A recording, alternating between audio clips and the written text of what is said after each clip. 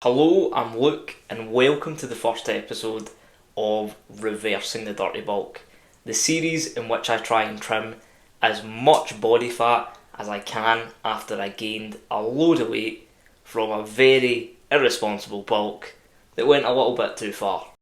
Okay, we are starting off with the beginning measurements. There's no way to start this cut without knowing where I've started.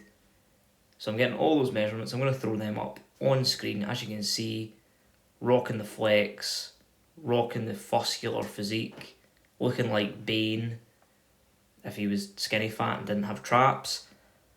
And as you can see quite clearly from this video sped up and how much I've moved in the last 5 minutes, currently undergoing the process of getting diagnosed with ADHD. So ideally, I think your weight is 75. That's what you're hoping for. 73, so you've lost weight this week. How do you feel? I feel fatter than I was when I was 75, so.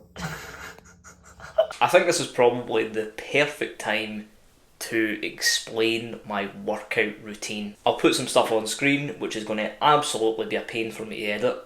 It's going to be a full body routine 3 times a week, but there are 2 variants.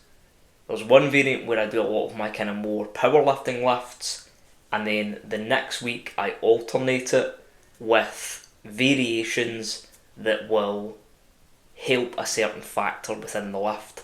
For instance, one week I have squats, the next week I switch to front squats. They have less load, usually these variations, but they target a specific muscle in the movement that I'm weak on a little bit more. Which for me in the squat would be my quads. I've got very developed posterior chain, hamstrings, glutes, lower back, absolutely brilliant. But when it comes to the quads, they are that little bit smaller, so a lift like front squats allows me to deload the movement. I don't have to put as much weight on, and also I can target a specific weakness. My main lift week and my variations week that run kind of A and B, they have 2 different versions of rep progression. So the week A, which is all my main lifts, goes something like 5 sets of 10, 4 sets of 10, 3 sets of 10.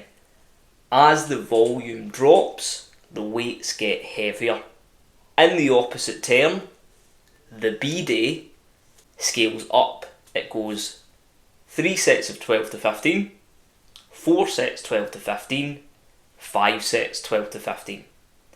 The reason for this being, as the volume drops on the main variations, the variant lifts, the volume is driven up.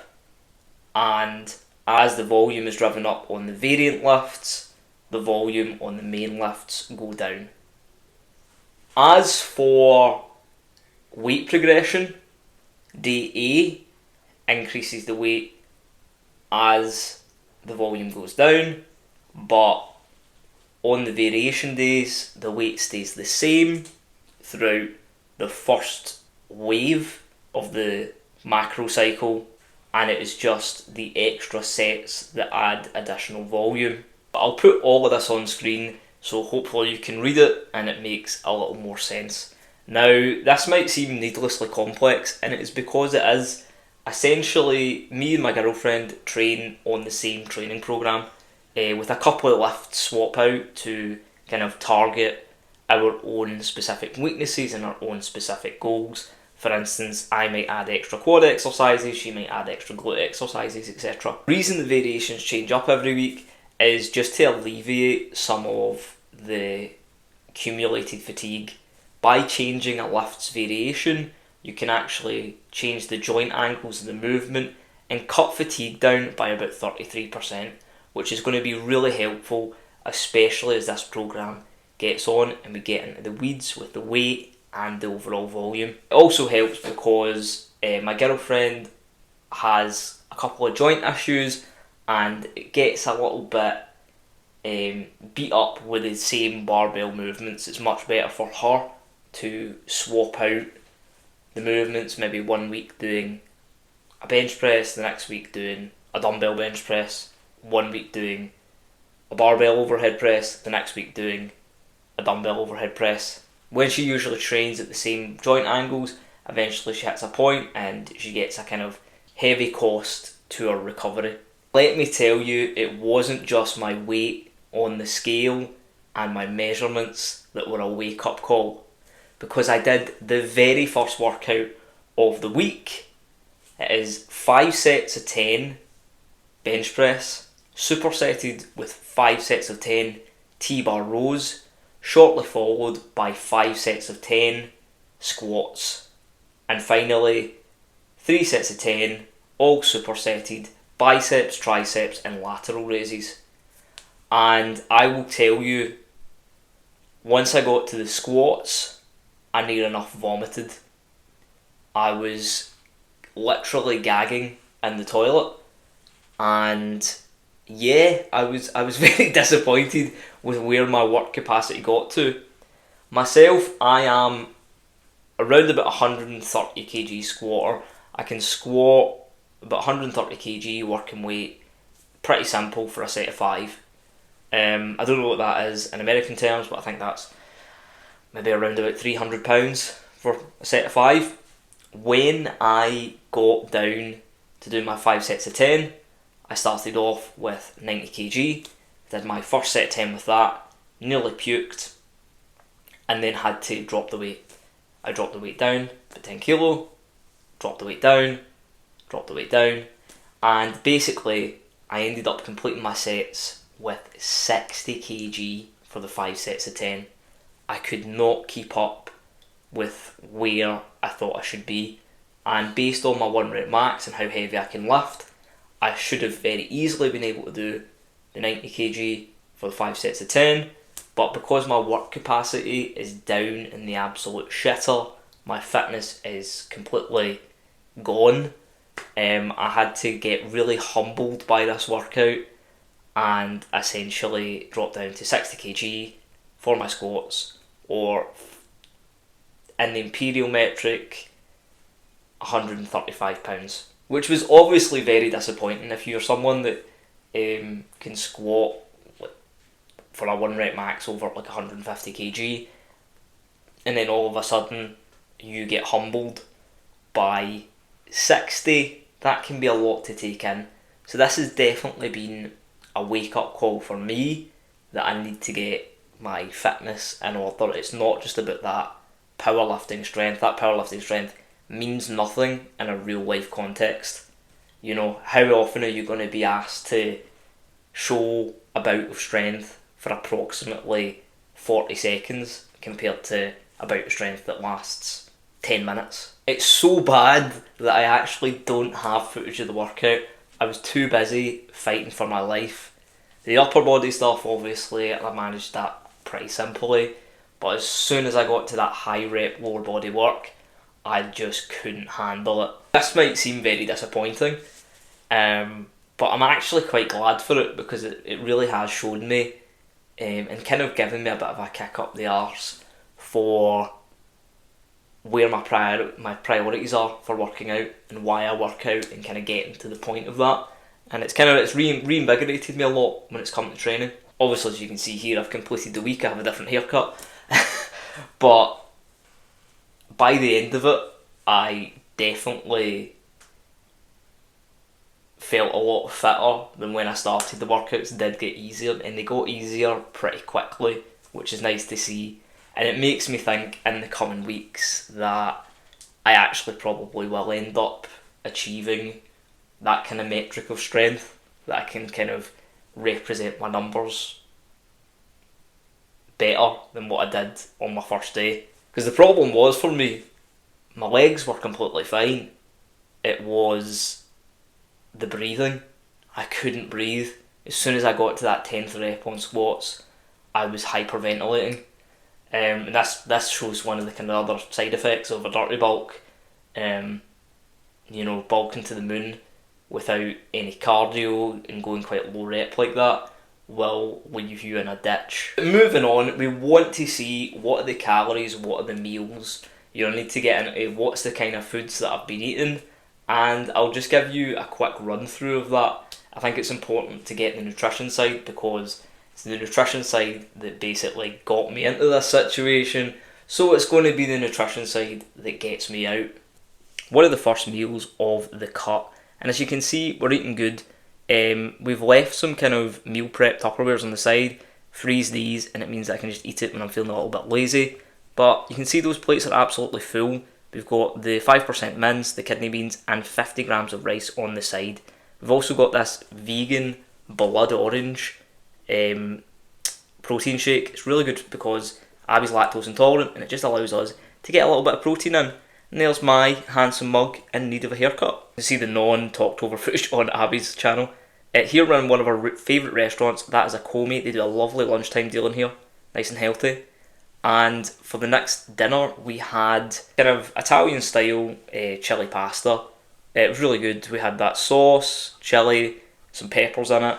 Nice and simple, but really low calorie. If you make a sauce out of chopped tomatoes, you can actually make really flavourful food, but it's extremely low in calorie. Obviously 50 grams of pasta on the side. This is one of the best dinners, honestly. Our go-to breakfast on the cut: bagel, 2 bits of bacon, 2 eggs, and 8 lean cheese. Really high in protein, and actually surprisingly low in calories. It's a great ratio. Stopped by Starbucks for an almond milk, sugar-free vanilla latte, very low in calories. Hit up the Temple Community for my class. I run on a Thursday night. The weather changed for the positive in Scotland, and it was really sunny out, so we decided to get some chicken skewers. These were really good, just from Asda. Super high in protein, super low calorie, and we just had some chicken and salad. It was lovely. What's really good is we actually made ourselves some vanilla almond milk iced lattes at home. Much cheaper than Starbucks, obviously, and really good. Milk's a bit more expensive, but it's sugar free, or it's unsweetened at least, and it is super low in calorie, but it's got that vanilla flavouring. You kind of get that Starbucks taste without the price and or the calories that accompany it. So no, it's really good, as you can see there. Super low, only about 19 calories per 100 ml. It's insane. The next night it was sunny weather again, so we got some chicken gyros, homemade, with the fat-free Greek yogurt, super high in protein, just a bit of cucumber, some parsley. I think we also put some lemon juice in there. Abby's got the full kind of recipe for that on her channel. Yeah.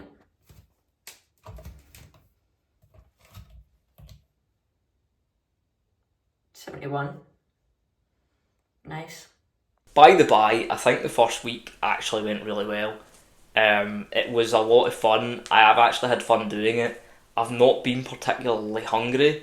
I think that's probably my body's message of like not cranking those hunger signals up because I'm doing a good thing. I'm actually shifting that kind of artificially heavy body weight, so I don't think I'm getting much kickback from my body for doing it.